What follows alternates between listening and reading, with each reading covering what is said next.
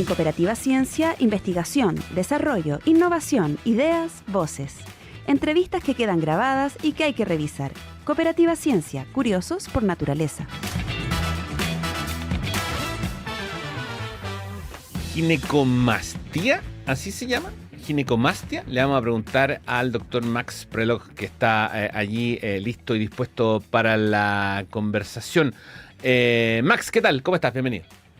Hola Jorge, buenos días. ¿Todo bien? Gracias. ¿Y tú? Gracias por la invitación.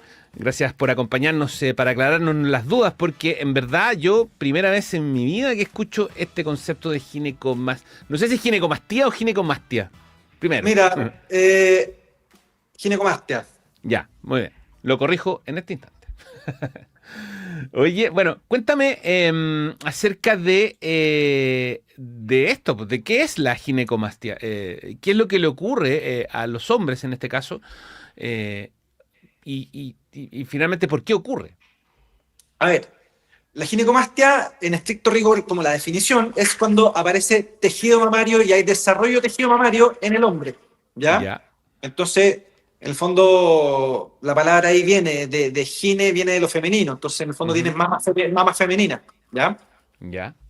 Ya, pero eso es algo que en realidad uno sabe que existe. Sin embargo, ¿cuándo eso se reconoce? Porque, para decirlo bien vulgar, las personas que tenemos sobrepeso, evidentemente sentimos que tenemos, digamos, un bulto acá pectoral, pero no necesariamente tiene que ver con eso, ¿no? Claro, correcto. Lo que pasa es que dentro de este concepto, en realidad hay dos conceptos. ¿Ya? Uno es la ginecomastia verdadera, ya cuando los pacientes realmente tienen desarrollo de tejido mamario, ¿ya? Y el otro es pseudoginecomastia o lipomastia, que es básicamente lo que me acabas de comentar, que son mamas adiposas, mamas con grasa, ¿ya? Ya, perfecto. Ya, ¿y cómo es que ocurre? ¿Por qué ocurre esto en los hombres?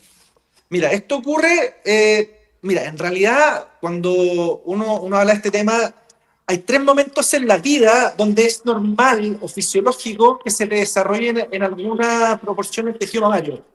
Cuando tú eres un lactante y tomas leche materna, es normal que pueda haber un pequeño desarrollo de tejido mamario. Si te fijas, las guaguas que toman pecho a veces tienen un poquito, ¿ya? Y eso después se pasa.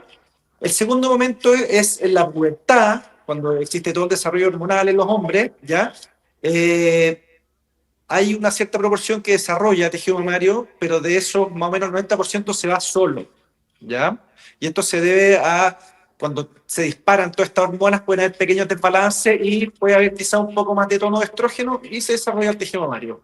Y el tercer momento de la vida es en lo que se conoce como andropausia. Uh-huh. Cuando los hombres ya pasamos, qué sé yo, los 45, 50 años, y nos empieza a bajar un poco la testosterona, se habla de que baja más o menos 1% por año, algo así. Ahí también empiezan a aparecer también el desarrollo de tejido mamario o adiposidad. Ajá. Oye, ya, ¿esto involucra algún tipo de riesgo para el hombre o básicamente el rollo es estético? Mira, en estricto rigor, sí, porque el cáncer de mama en hombre existe. Si bien es extremadamente infrecuente, ¿ya? Existe. Entonces, parte del estudio es, en primer lugar, descartar que exista alguna patología maligna que pueda amenazar la salud de los pacientes. Ya. ¿Hay datos acerca de cuántos hombres padecen de esto en Chile? ¿O en el mundo? Ginecomastia, mira, se habla más o menos 30-40%. Yeah. Hombre adulto, sí. Uh-huh. Ya, perfecto. Oye, ¿cómo se detecta esto? ¿Cómo es que...? Porque en el caso de las mujeres, por ejemplo, para el cáncer de mama, está palpar, en fin. En el caso de los hombres, ¿cómo detectan que hay tejido, digamos...? Mira, en primer lugar, es un antecedente clínico. Los pacientes se observan, se ven. ¿Ya? El hombre, digamos, anatómicamente el hombre no viene con un desarrollo de tejido mamario. Entonces, lo primero es, obviamente, la parte visual. Los pacientes consultan porque, tienen volumen, no les gusta y los acompleja, ¿ya? Dentro de eso, ahí uno empieza a hacer el estudio, uno pide un perfil hormonal, ve si hay alguna razón hormonal, y también estudios de imágenes, ya, mamografía, tal cual, como se la toman las mujeres, ¿ya? Y ahí se puede ver si este crecimiento es en base a tejido mamario real o a grasa, o una mezcla, que es lo que más vemos en realidad. Perfecto. Estamos conversando con Max Prelog, que es cirujano de la clínica Terré, que se dedica, entre otros, a este tema de la ginecomastia.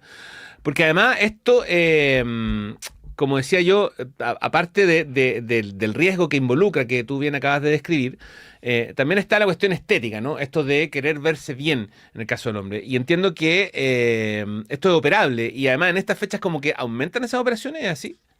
Bueno, en general las operaciones estéticas en la época de primavera se disparan, ¿ya? Ya. Obviamente los pacientes se preparan para el verano, andan con Ujú, menos ropa, se preocupan, quieren verse bien, ¿ya? ujú, Ahora nosotros operamos esta cirugía todo el año, ¿ya? Y sí, yo te diría que probablemente en esta época operemos un poco más. ujú. ¿Y qué involucra esa operación? ¿Cómo es que se realiza? Mira, en la gran mayoría de nuestros pacientes lo que se hace es una técnica mixta, donde se hace una liposucción, ¿ya? De la grasa de la mama, y en caso de que tengan además tejido mamario, se hace una incisión muy pequeña en el borde inferior de la areola, ¿ya? Donde cambia el color de la areola con la piel, y por ahí se extrae el tejido mamario, ¿ya? De manera que el aspecto pectoral quede plano. Perfecto. Oye, Max, ¿esto es solamente, la operación es la única solución o hay alguna otra, algún otro tipo de tratamiento? Sí, sí, dependiendo de las características, ya sobre todo en pacientes, digamos, más adolescentes, existen medicamentos bloqueadores de estrógeno que pueden ser muy efectivos. Perfecto. Y ahí además involucra, me imagino, un tratamiento psicológico, pensando en que los adolescentes pueden generar trauma a partir de este tipo de tejidos, ¿no? De volumen. Sí, sí, la verdad es que sí. Eso es paciente a paciente. Ujú. Obviamente, como en todo orden de cosas, hay pacientes que se acomplejan mucho más, hay pacientes que no les importa tanto, pero en la gran mayoría sí les afectan en algún grado, en algún grado. Entonces, sí, muchos de los pacientes jóvenes, por ejemplo, llegan derivados del endocrinólogo y con el papelito que dice, ¿sabes que esto es de resolución quirúrgica? Opéralo, por favor. Ya. ¿Y hay alguna edad mínima para hacerlo o no? Eh, Mira, hay que observar a los pacientes cuando son Ya. adolescentes, ya observarlos un par de años y ver cómo se Ujú, desarrolla, porque como te dije al principio, el 90% de los casos en adolescentes remiten espontáneamente, se van solos. Ya hay que un ujú. pequeño porcentaje donde no se les va. ¿Ya? Ajá. Por último, Max, ¿esto puede crecer así a niveles como el de una mujer, por ejemplo? ¿O hay un Sí. límite en términos No, no, de no. O crecimiento sea, del tejido? nosotros tenemos una casuística bien grande, esto veramos mucho, hace mucho tiempo, y hemos visto de todo, desde pacientes que son, qué sé yo, físico-culturistas, que son súper marcados, musculosos, y usaron quizás ciclos de esteroide anabólico y tienen una pelota de golf acá, aparte del pectoral, ¿ya? O tenemos pacientes que quizás son un poco más obesos y tienen mamas, digamos, muy voluminosas, que ya están caídas, que hay que hacerle algún tipo de cirugía de reconstrucción para levantar. Ya hay todo un espectro. Perfecto, ya. Repíteme, por favor, la diferencia, lo que decíamos recién coloquialmente, la diferencia entre esta situación, digamos, de ginecomastia o derechamente las personas con sobrepeso que finalmente tienen muchas veces, qué sé yo, digamos, volumen que pudiera significar, aunque puede que sí. Mira, son conceptos más técnicos.